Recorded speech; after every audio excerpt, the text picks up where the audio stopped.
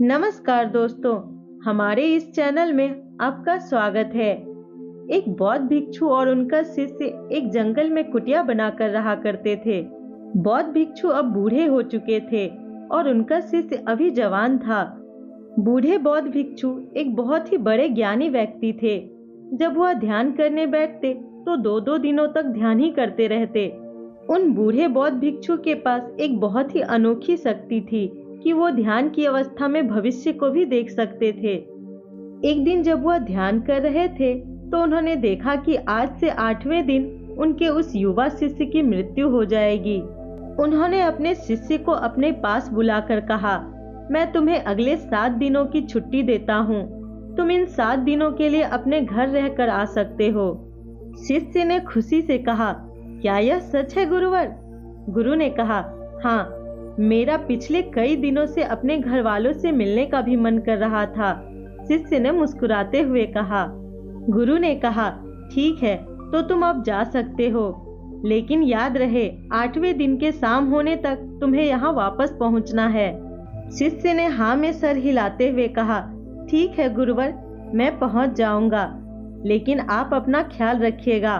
अब आप बूढ़े हो चुके हैं, इसलिए आश्रम का कोई भी काम हो उसे मेरे लिए छोड़ दीजिएगा। मैं वापस आते ही उसे पूरा कर दूंगा। इसके बाद शिष्य गुरु का आशीर्वाद लेकर पहाड़ी से नीचे उतर गया, बिना यह देखे कि गुरु की आंखों में अपने शिष्य को खोने का दर्द था। शिष्य के गांव के रास्ते पर एक नदी पड़ती थी। उस नदी के किनारे चींटियों का एक बिल था, जहां पर लाखों चींटियां थी।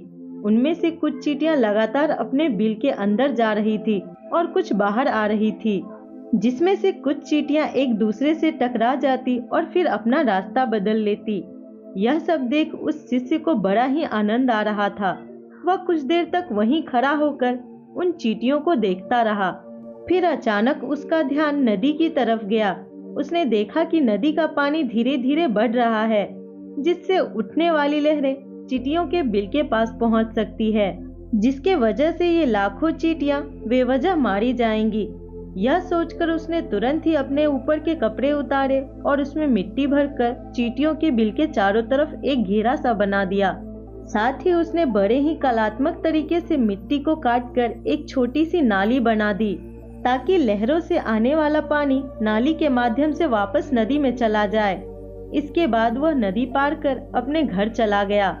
घर पहुंचने के बाद उसके 8 दिन कब बीत गए उसे पता ही नहीं चला। 8वें दिन उसे याद आया कि आज शाम तक तो गुरु ने आश्रम लौटने का आदेश दिया था। उसने उस रात ही अगले सुबह आश्रम से निकलने हेतु सारी तैयारी कर ली थी। सुबह होते ही वह आश्रम के लिए निकल पड़ा। उसे उम्मीद थी कि शाम होने से पहले वह आश्रम पहुंच जाएगा। शाम हो चुकी थी। यहाँ गुरु आश्रम में बैठे बैठे यह सोच रहे थे कि आज तो 9वां दिन है। अब तक तो मेरा शिष्य इस दुनिया को छोड़कर चला जा चुका होगा। वह इस बात से काफी दुखी थे कि वह मरने से पहले आखिरी बार अपने शिष्य को देख भी न सके। गुरु बैठे हुए यह सब सोच ही रहे थे कि उन्हें दूर से एक व्यक्ति आता हुआ दिखाई दिया। उन्होंने ध्यान से देखा तो चौंक गए। अरे, ये तो मेरा शिष्य है।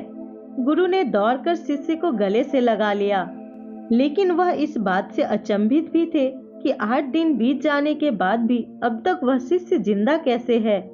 गुरु ने शिष्य से कहा कि यहाँ से जाने के बाद तुमने जो भी किया मुझे बताओ। तब शिष्य ने चींटियों वाली कहानी सुनाई।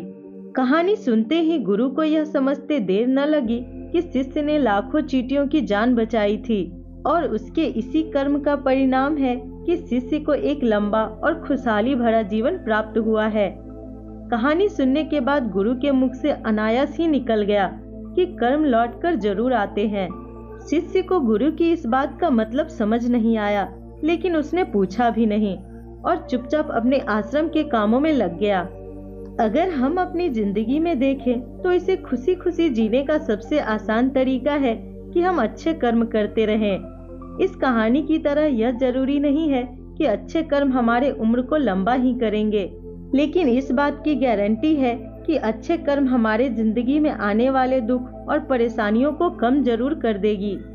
कर्मों का एक बहुत ही साधारण सा सिद्धांत है कि हम जो कुछ भी करते हैं उसका कई गुना लौटकर हमारे पास ही आता है, फिर चाहे वह कर्म अच्छा हो या बुरा, दोनों ही कई गुना होकर हमारे पास आते हैं।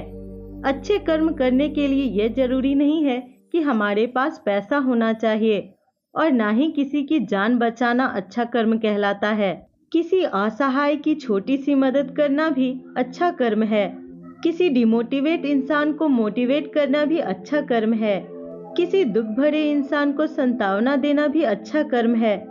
कुल मिलाकर अगर हम किसी भी तरीके से किसी के दुख को कम कर पाए तो वह अच्छा कर्म है। और जैसे गलत कर्म करने से हमें बुरा लगता है और दुख भी मिलता है, ठीक उसी तरह अच्छा कर्म करने से हमें सुख की अनुभूति होती है। इसलिए अगर हम अपनी जिंदगी में खुश रहना चाहते हैं तो हमें आज से ही दूसरों का दुख दर्द को कम करने की कोशिश शुरू कर देना चाहिए, और हम देखेंगे कि हमारी लाइफ अपने आप खुशियों से भर जाएंगी। तो दोस्तों, आशा करती हूँ यह वीडियो आपको पसंद आए होंगे। अगर थोड़ी सी भी अच्छी लगी है तो वीडियो को लाइक जरूर करें और हमसे जुड़ने के लिए चैनल को सब्सक्राइब कर लें। धन्यवाद।